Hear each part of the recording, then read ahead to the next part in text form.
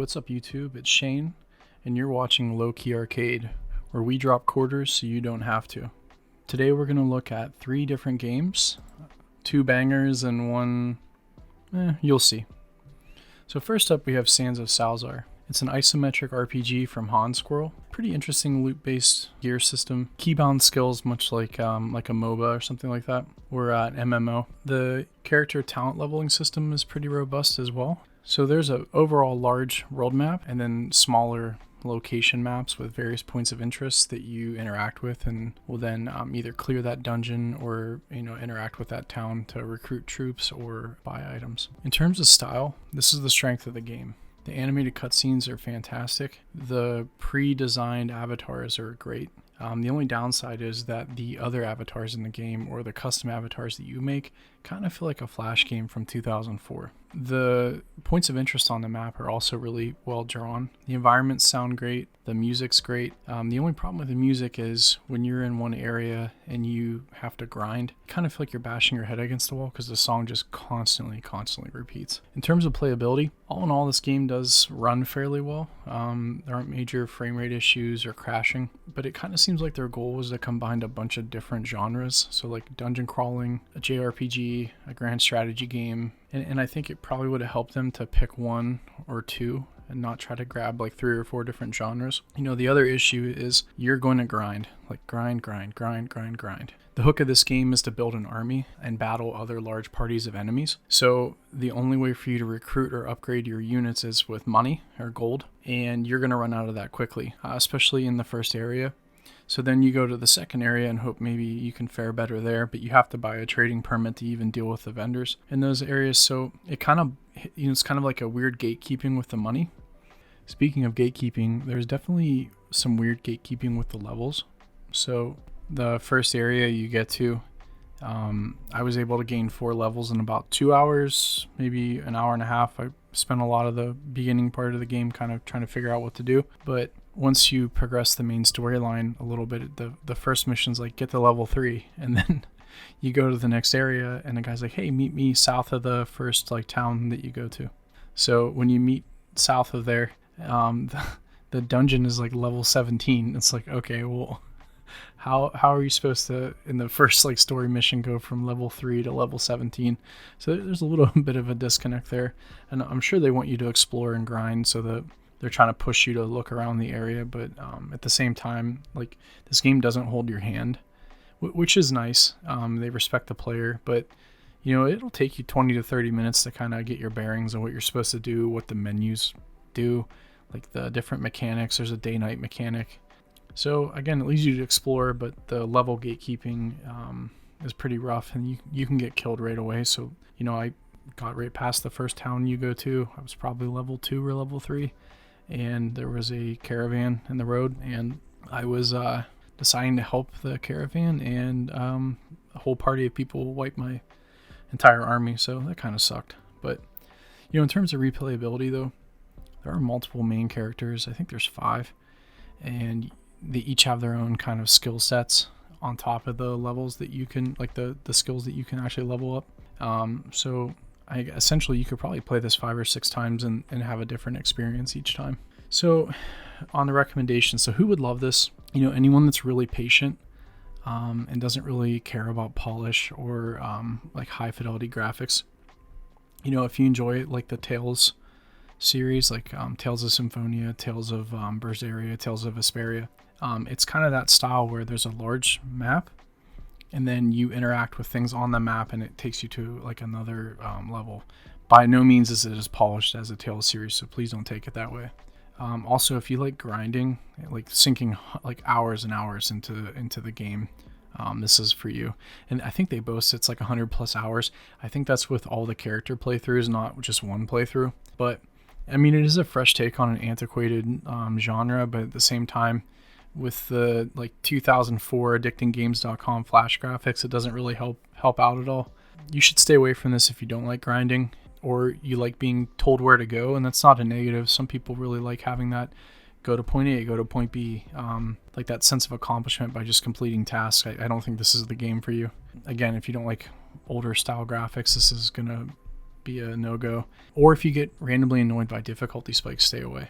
So overall, our recommendation, if anything sounds intriguing, the game is on sale for $6.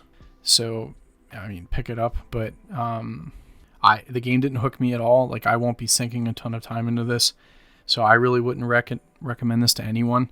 And even if I had a friend that was an RPG fanatic, I have other recommendations that I would offer before this one. So again, I would stay away from this, but for $6, it's hard to kind of argue with that. So the next game is Lost in Play. So this is a adventure game made by Happy Juice. It's kind of a point and click-esque, but it's a controller. They recommend using a controller, so you actually control it with a thumbstick. It's the story of two young siblings trying to make their way home while kind of interacting with zany characters and solving different puzzles along their way. Lost in Play offers a challenging yet imaginative approach to this genre. In terms of style, Lost in Play really nailed it. The music is great, the artwork is great, and they even have this weird gibberish language that, like, if you listen, you can pick up like different romanticized languages. Like, I heard some French, you can hear some other like Spanish. You know, the other thing that this game nails is humor, and it is a little juvenile, but it's in a good way.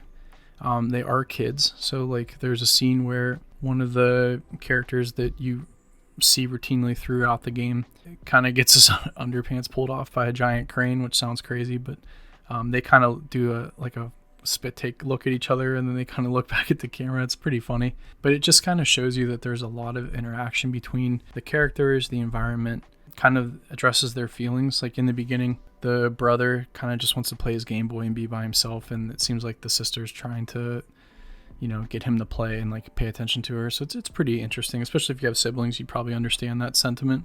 It's also worth noting that there's seamless cutscene transitions. So like when you're in the game, you're playing, and then all of a sudden a cutscene kind of happens where the game takes over and something goes on in the environment.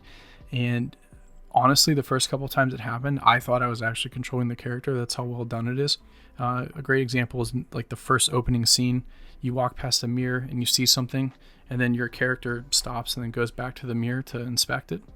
And I actually did that in game, where I stopped, moved the controller back. I thought I was actually controlling the character. You know, so if you're not really paying attention, you would think you're actually playing through the cutscenes, which is really crazy to think about. In terms of playability, you know, this really is a cool take on the point and click, because I do love point and click adventure games, but having the ability to actually walk in the world makes it feel more immersive. So like when you're moving around the set pieces, you kind of feel like you're exploring a little bit more than just like left clicking.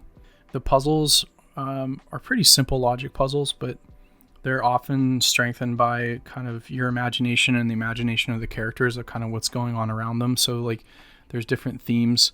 So you're kind of stranded in the ocean at once. So you have to play like a weird like match 4 crab game. So it's kind of cool. They really tie in the set pieces with what you're actually doing. So thematically, this game makes a lot of sense as you progress. And then one of the cool features about puzzles is most of the puzzles you're able to reset as you're playing. So if you already figured out you lost, you can just hold the right stick down, or the right trigger down, and you'll be able to reset the puzzle. So where that comes in handy is like that crab game. It's kind of difficult. It's kind of trial and error. So you have to reset the puzzle multiple times. Having that feature where you're allowed to reset it in the puzzle without having to reload the entire, you know, dialogue scene with you and that character is fantastic. And then they also added a hint system. So some of the puzzles can be a little complicated, especially for younger people. And the hint system kind of guides you to the answer. It doesn't just tell you what it is, which is really nice, because I think it's cool you still get that sense of accomplishment without the game kind of holding your hand. One positive too, and a lot of these games, the characters will just repeat dialogue over and over and over again. And it kind of gets a little annoying, especially if you're trying to figure out a puzzle when you didn't click the right way or you didn't combine the right stuff.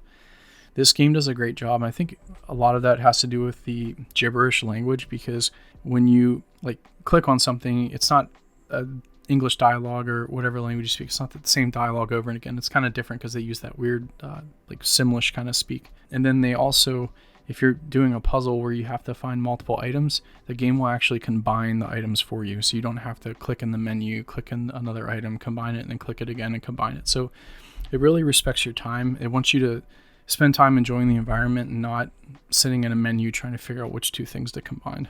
Now, the only downside to using your controller is that you don't really have the accuracy of using a mouse cursor.